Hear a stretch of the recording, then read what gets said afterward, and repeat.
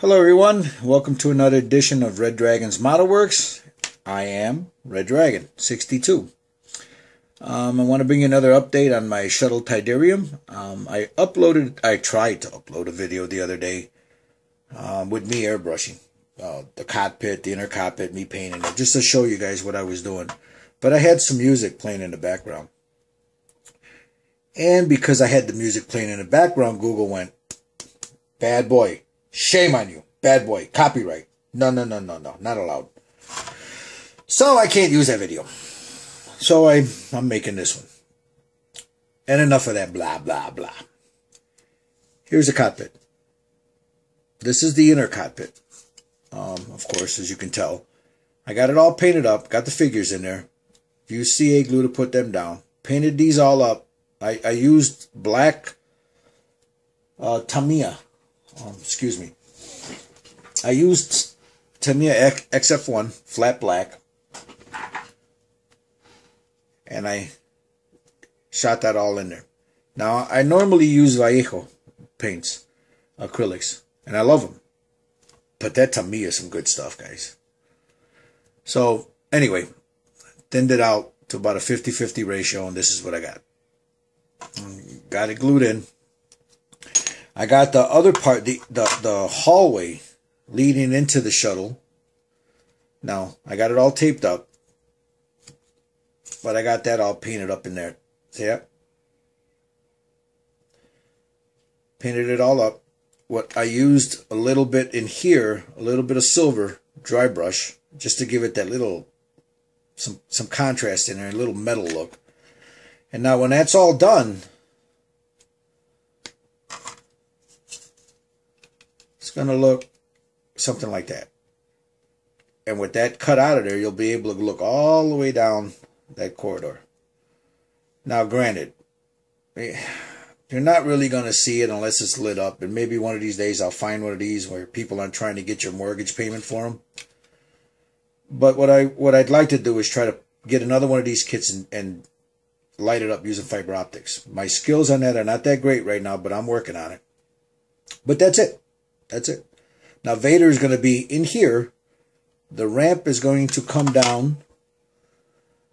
What did I do with the ramp? Oh. The ramp will come down. This, I just sanded. I need to sand all that down. But the ramp will come down. Like so. And then Vader will be standing on it. So that's that. So this is the, so far what I've gotten done with the inner cockpit. Now, I know there's a lot of young brothers out there, or people like me that are just starting out again in the modeling business thing. This stuff, this Tamiya tape for painting is some good stuff, guys. Don't skimp on this. It's a little expensive, but use it because this stuff is really great.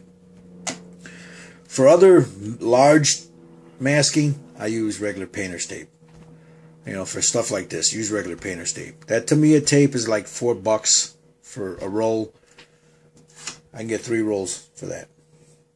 And that's my general purpose. But when I paint, I use Tamiya. So, you know, don't skimp on that, guys, or you're going to end up peeling paint off. It's just, it gets up underneath. It's just a mess.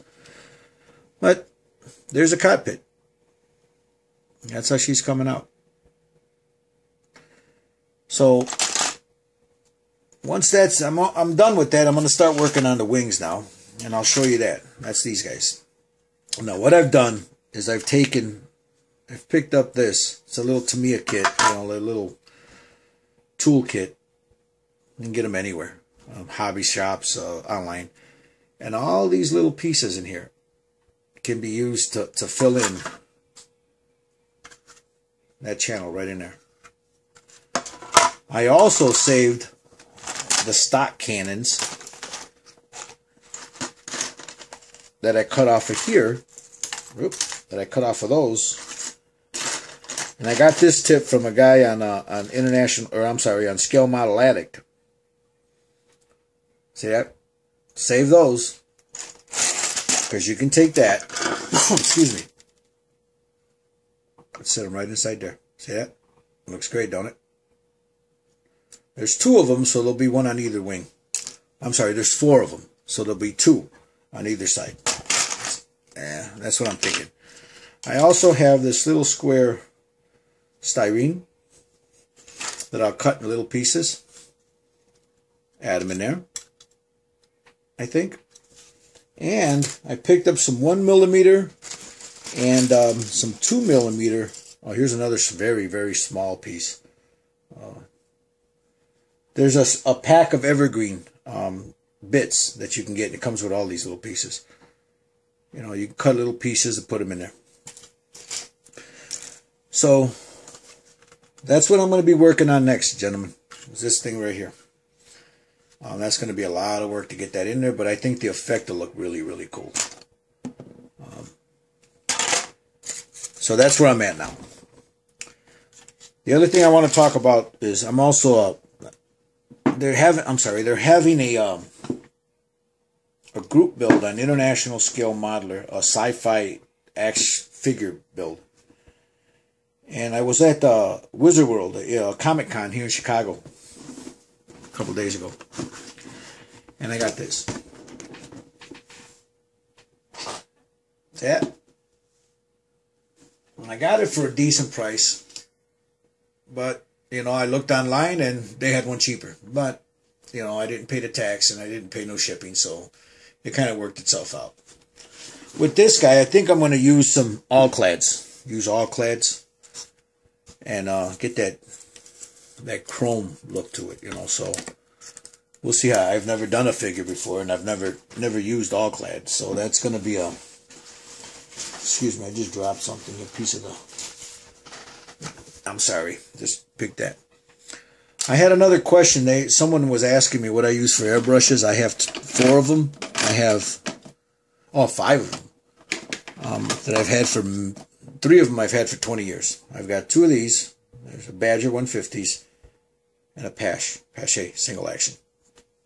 I don't use the Pache that much. It's good for shooting glazes. These are excellent hairbrushes for starting out, gentlemen.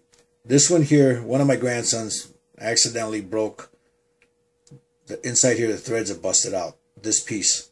So I got it. I used some glue in there and it's holding it. This still comes off, but it's real flimsy and the air is coming out. So I'm going to see if I can get that fixed. They told me they couldn't fix it, but we'll see. I use an Iwata single action for all my varnishes and glazes. And I use this guy. An Iwata HPC Plus. Fabulous. 0.3 needle in it. Fabulous airbrush. So that's it for now. Thank you for watching. This is the Red Dragon saying, keep the styrene flying, brothers. Ciao.